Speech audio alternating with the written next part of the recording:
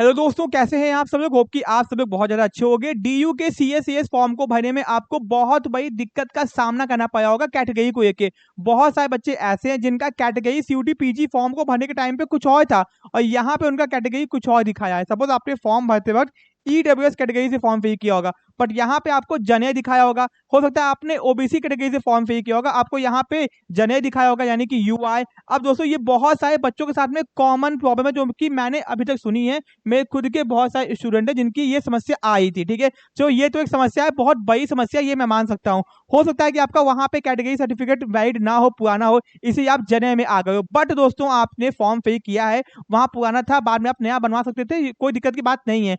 अब दिक्कत ये है कि यहाँ पे जो आपकी कैटेगरी आपको दिख रही है वो चेंज करने का ऑप्शन नहीं दिख रहा है और आपसे कह दिया है कि अगर आपको ईडब्ल्यूएस सर्टिफिकेट अप्लाई करना है तो आपके पास में एक अप्लाई 2026 के बाद का सर्टिफिकेट होना चाहिए। और ओबीसी के भी सेम कह दिया है, यानी अब वो बच्चे जिनके पास में ओबीसी और ईडब्ल्यूएस का एक अप्लाई 2026 के बाद का सर्टिफिकेट नहीं होगा तो वो लोग फॉर्म को कैसे भरेंगे। यानी अगर वो लोग बाईपास करने का कोशिश, क्योंकि कैटेगरी सर्टिफिकेट का इशूइंग डेट मांग दिया है कि आपका जो सर्टिफिकेट वो कब इशू किया गया है, तो यहाँ पे अगर आपको एक अप्लाई के पीछे का डेट डालोगे फॉर्म आगे एक्स्ट्रा आगे जाएगा ही नहीं। अब फॉर्म को कैसे भरेंगे, तो यूनिवर्सिटी को भैया ये प्रॉब्लम को समझना चाहिए। वो बच्चे जिनका ईडब्ल्यूएस नहीं है अब उनको वापस से जने में फॉर्म भरना है, तो वो कैसे भरे भैया, क्योंकि यहाँ पे चेंज करने को ऑप्शन नहीं दिया है। तो अब कैसे करें, यूनिवर्सिटी को इस बात पे ध्यान देना चाहिए। तो अब आपको करना क्या चाहिए, ये प्रॉब्लम सॉल्व कैसे होगी। वैसे तो ये इन्फॉर्मेशन यूनिवर्सिटी तक अब तक पहुंच चुकी होगी, बट आपको मैं कहता हूं कि आपको इस ईमेल आईडी पे ईमेल करना है। ठीक है, ये है आपका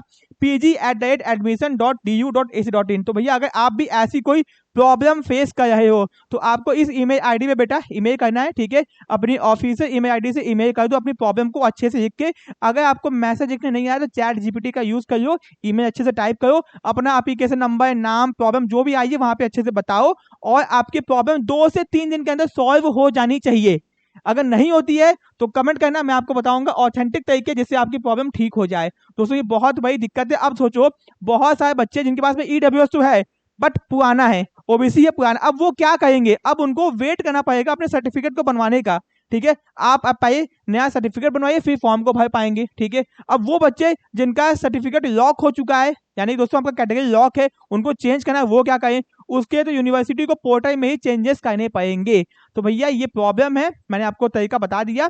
वैसे भी ठीक नहीं होगा तो मैं आपको अदर तरीका भी बताऊंगा जिससे आपकी प्रॉब्लम सॉल्व हो सके। ठीक है, ऐसी अपडेट्स और वीडियोस के बने रहिए। कोई और दिक्कत, समस्या, परेशानी है, कमेंट बॉक्स में कमेंट कीजिए, मैं उसका रिप्लाई जरूर से करूंगा। Thank you so much.